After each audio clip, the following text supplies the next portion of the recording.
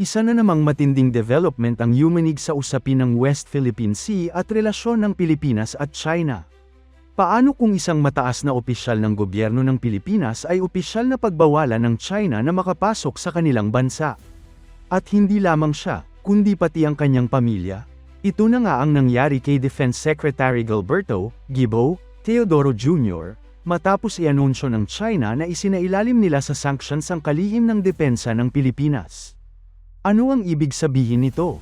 At ano kaya ang posibleng epekto nito sa relasyon ng dalawang bansa? Alamin natin.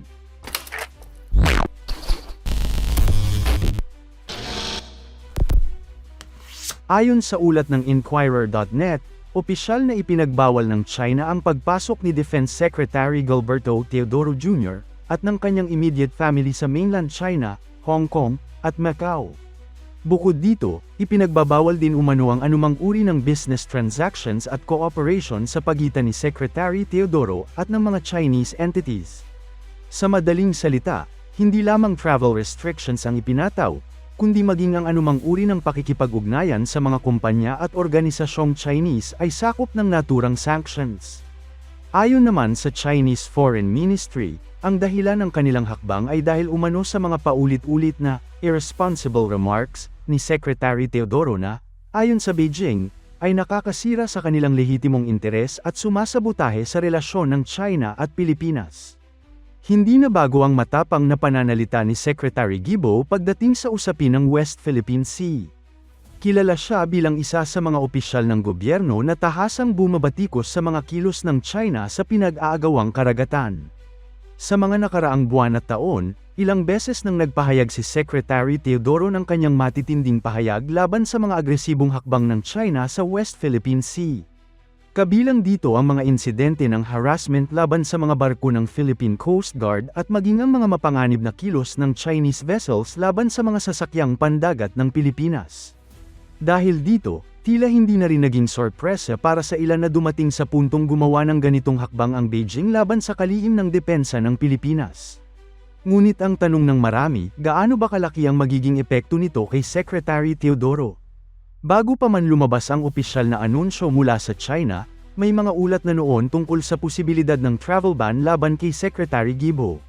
Subalit tila hindi naman ito gaanong ikinabahala ng kalihim.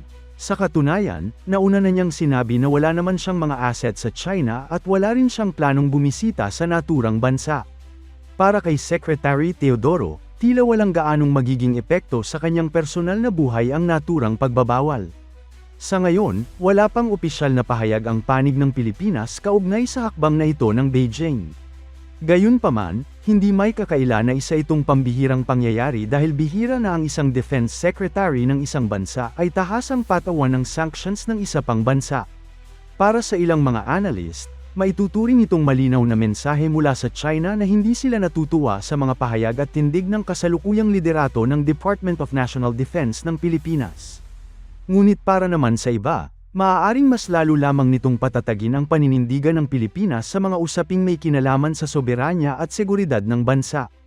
Sa mga nakaraang taon, lalong naging mainit ang tensyon sa West Philippine Sea. Ilang beses nang nagkaroon ng mga komprontasyon sa pagitan ng mga barko ng Pilipinas at China.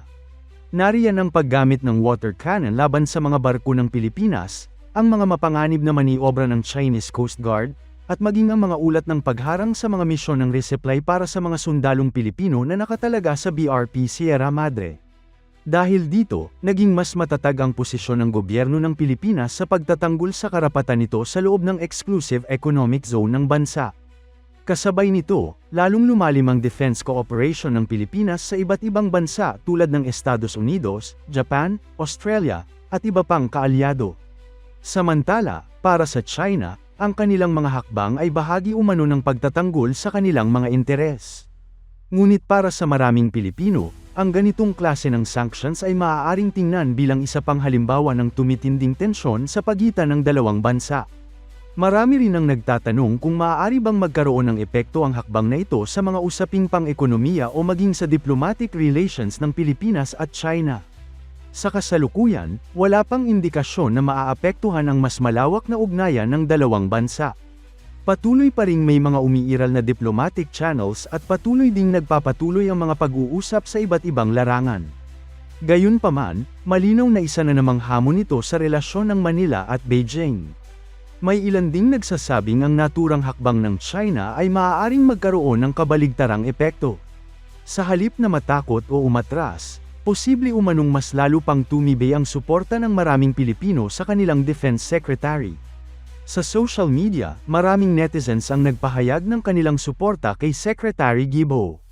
Mayroon ding ilang observers na nagsasabing bihira ang ganitong uri ng hakbang laban sa isang nakaupong Defense Secretary ng ibang bansa. Para sa kanila, ipinapakita nito kung gaano nakasensitibo ang usapin ng West Philippine Sea at kung paano naaapektuhan ng mga pahayag ng matataas na opisyal ang relasyon ng mga bansa. Samantala, may mga eksperto namang naniniwala na hindi dapat maging dahilan ang naturang sanctions upang baguhin ng Pilipinas ang mga pulisya nito pagdating sa pambansang seguridad. Sa halip, mahalaga umanong manatiling kalmado, maingat, at nakatuon sa diplomasya habang patuloy na ipinaglalaban ang mga karapatan ng bansa. May ilan pang nagsasabing kung ang dahilan ng sanctions ay dahil sa pagtatanggol niya sa interes ng Pilipinas, isa raw itong bagay na dapat ipagmalaki. Siyempre, mayroon ding mga naniniwala na mahalaga pa rin ang pagpapanatili ng maayos na relasyon sa China dahil isa ito sa mga pinakamalalaking trading partners ng Pilipinas. Kaya naman para sa kanila, mahalagang mapanatili ang balanse sa pagitan ng pagtatanggol sa pambansang interes at pagpapanatili ng maayos na diplomasya. Sa kabila ng lahat ng ito, nananatiling isa sa pinakamahalagang usapin ang seguridad ng bansa. At bilang kalihim ng Department of National Defense, inaasahan na patuloy na ipagtatanggol ni Secretary Gilberto Teodoro Jr. ang interes ng Pilipinas sa harap ng iba't ibang hamon. Sa ngayon, wala pang opisyal na tugon mula sa Malacanang o sa Department of National Defense kaugnay sa hakbang ng China. Ngunit tiyak na maraming mata ang nakatutok sa magiging susunod na kabanata ng isyong ito. Magkakaroon kaya ng karagdagang hakbang ang Beijing? Maglalabas kaya ng opisyal na pahayag ang gobyerno ng Pilipinas? At paano kaya maaapektuhan ng isyong ito ang patuloy na tensyon sa West Philippine Sea? Isa lamang ang malinaw, patuloy na umiinit ang geopolitical situation sa rehiyon, at ang bawat hakbang ng Pilipinas at China ay masusing binabantayan hindi lamang ng kanilang mga mamamayan, kundi maging ng buong mundo. Ano naman ang masasabi ninyo tungkol sa hakbang na ito ng China laban kay Defense Secretary Gilberto Guo Teodoro Jr.? Sa tingin ninyo, tama ba ang naging desisyon ng Beijing, o lalo lamang nitong pinatitibay ang paninindigan ng Pilipinas sa pagtatanggol sa ating soberanya? Ibahagi ang inyong opinyon sa comment section, at huwag kalimutang mag-like, mag-subscribe, at pindutin ang notification bell para sa mas marami pang updates tungkol sa Philippine Defense, West Philippine Sea, at mga mahalagang balitang may kinalaman sa seguridad ng ating bansa.